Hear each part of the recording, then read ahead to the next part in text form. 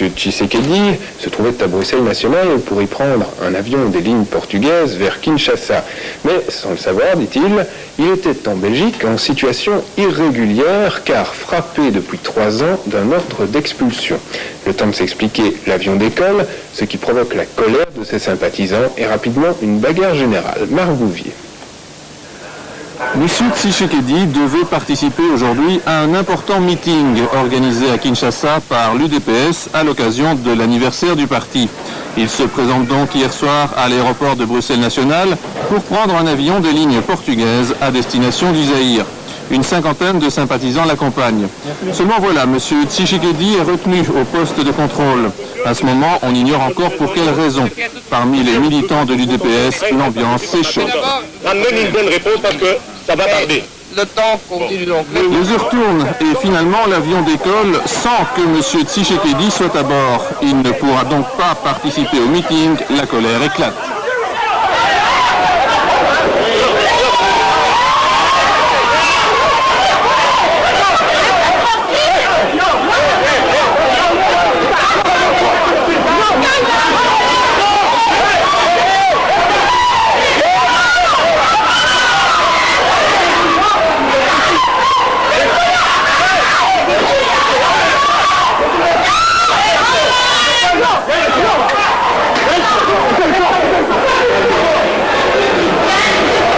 Résultat, 3 blessés dans les rangs des forces de l'ordre, 2 blessés parmi les militants zaïrois. Il n'y aura pas d'arrestation, mais l'affaire ne se conclut pas là. On connaîtra ce matin seulement la raison de l'interpellation de M. Tshisekedi. En fait, l'opposition zaïrois faisait l'objet d'un ordre d'expulsion signé en avril 88 par Jean Gol, à l'époque ministre de la Justice. Cet ordre d'expulsion, basé sur un arrêté ministériel, était valable pour 10 ans.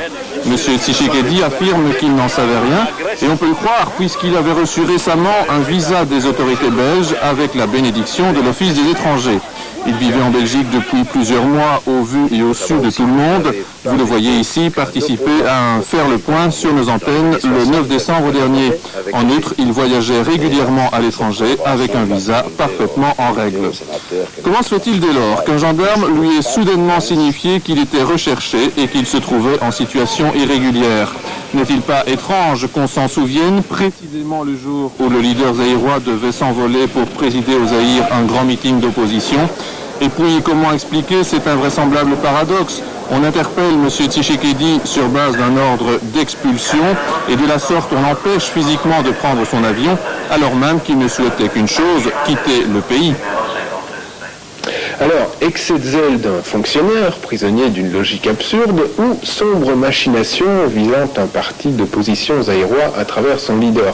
Écoutez l'avis du principal intéressé, Étienne Tshisekedi, qui, par la force des choses, est toujours en Belgique.